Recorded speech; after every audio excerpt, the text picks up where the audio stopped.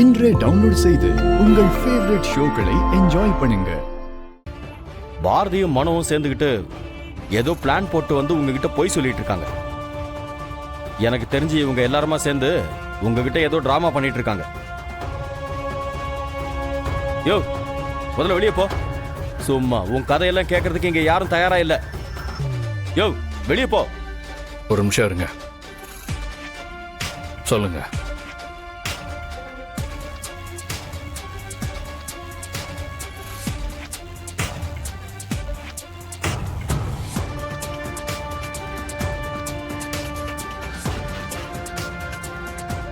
அவங்க சொல்ற மாதிரி நான் போய் சொன்னா அதே காரணமா வச்சு இவங்களை வீட்டை விட்டு வெளியே அனுப்பலான்னு என்கிட்ட சொன்னாங்க.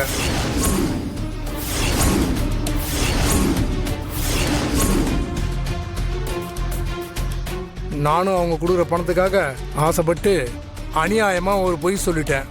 இவங்க 2 பேர் மேலேயும் திருட்டு பட்டம் கட்டுறதுக்கு நானும் ஒரு காரணமாயிட்டேன்.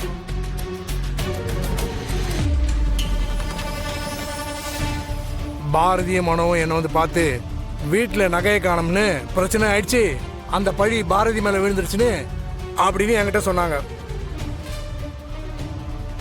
அப்பதான் இவங்க திட்டமே எனக்கு புரிஞ்சுது.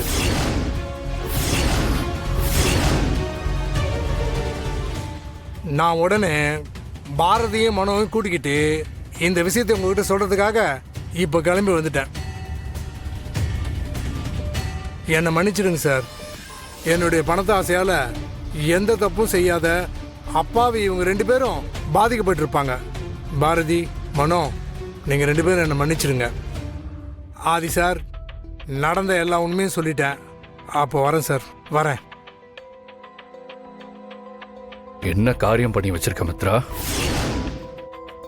நீ ஆதித்யாவை ரூம்ல அடைச்சு வச்சு அவன் உயிரோட விளையாடின அன்னைக்கே நான் உனக்கு வார்னிங் கொடுத்தேன்.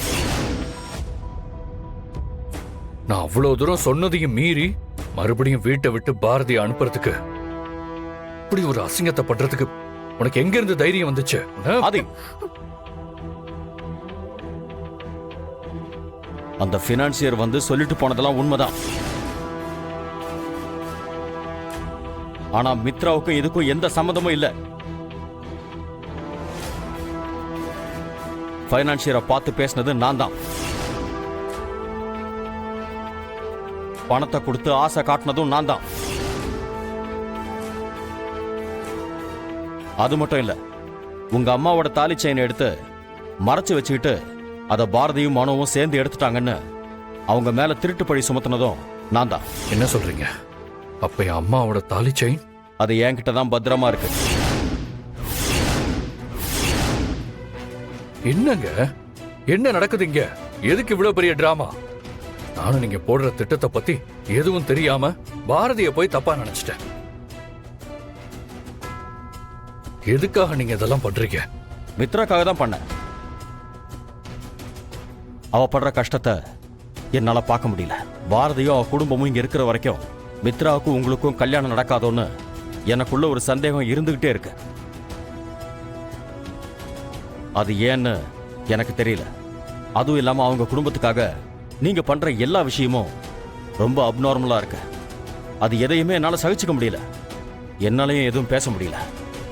இந்த மாதிரி ஏதாவது பண்ணாதான் அவங்கள வீட்டை விட்டு அனுப்ப முடியும்னு என் தங்கச்சி மித்ராவுக்காக பிளான் பண்ணி எக்ஸிக்யூட் பண்ணது நான் தான். ஃபைனான்சியரை பார்க்க போகும்போது நான் மித்ராவை கூட்டிட்டு போனது உண்மைதான். ஆனா அந்த ஃபைனான்சியர்கிட்ட நான் என்ன பேசினேன்னு மித்ராவுக்கு தெரியவே தெரியாது. மித்ரா என் கூட வந்ததுனால அவளுக்கும் இதுல சம்மந்தம் இருக்குன்னு அந்த ஃபைனான்சியர் தப்பா நினைச்சிட்டாரு. என்ன காரியம் நான் பண்ணி வச்சிருக்க? நீலாம் ஒரு அண்ணனா? உன்னை அப்படி கூப்பிடவே எனக்கு வெக்கமா இருக்கு. எப்படினா எப்படி இப்படி ஒரு காரியத்தை பண்ண உனக்கு மனசு வந்துச்சு? பாரதி நம்மள நம்பி இந்த வீட்ல இருக்காங்க. அவங்க மேல செய்யாத தப்புக்கு இவ்ளோ பெரிய பழிய போட்டது எவ்வளவு பெரிய பாவம்னா?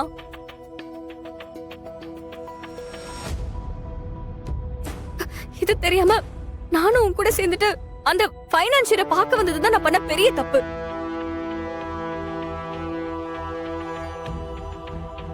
எதுக்காக அவங்கள வீட்டை விட்டு வெளியே அனுப்புறதுக்காக நீங்க இவ்ளோ பண்ணிட்டு இருக்கீங்க? அத இன்னும் கொஞ்ச நாள்ல எனக்கும் அதுக்கும் கல்யாணம் நடக்க போகுதுல. மித்ரா, நீயும் ஏமா இப்படி புரியாம பேசுற? இதெல்லாம் நான் உனக்காக தான் பண்ணேன். உன் நல்லதுக்காக தான்மா பண்ணேன். அதுக்கு இப்படியா பண்ணுவ? நீ பண்ண காரியத்தினால ஆதி என்ன கை நீட்டி அடிக்கிற அளவுக்கு வந்துட்டாரு. நான் இனிமே உன் அண்ணனே கூப்பிட போறதில்ல. மித்ரா, ஒரு நிமிஷம். உங்ககிட்ட ஒரே ஒரு விஷயம் தான் கேட்கணும்.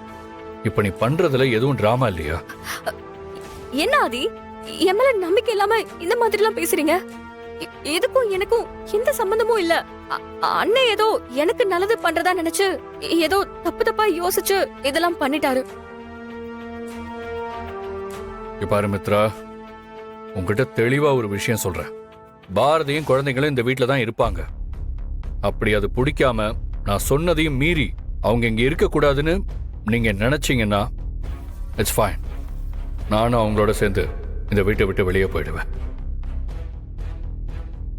என்னோட இந்த முடிவுல எந்த மாற்றமும் கிடையாது.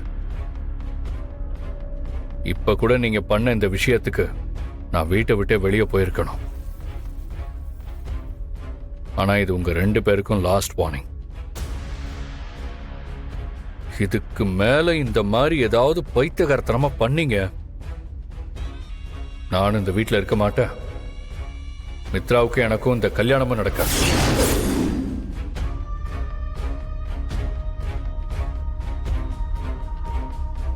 அதை மனசுல வச்சுக்கோங்க. Bharathi, I'm so sorry. அம்மாவோட தாலிச்செயின் காணாம போன அந்த டென்ஷன்ல நானும் யோசிக்காம உங்களை தப்பா நினைச்சிட்டேன். என்ன மன்னிச்சிருங்க. Sorry madam.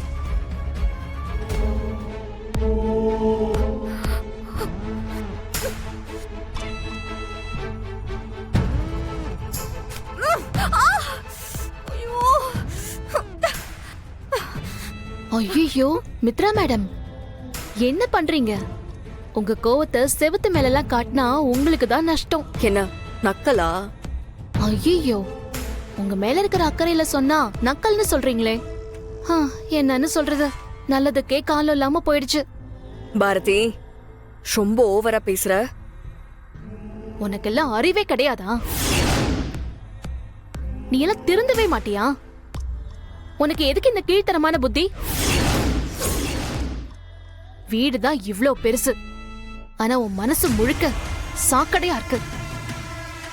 அதனால்தான் இந்த மாதிரி தப்பு தப்பா யோசிச்சு அசிங்கமா நடந்துக்கிற. நாங்க பாட்டுக்கு எங்க வேலையை பார்த்துட்டு இருக்கோம். எங்களை இங்க இருந்து அனுப்பணும்னு நீ பண்ண கேவலமான வேலையால இன்னைக்கு ஆதிக்கிட்ட இருந்து நீதான் விலகி போயிட்டு இருக்க.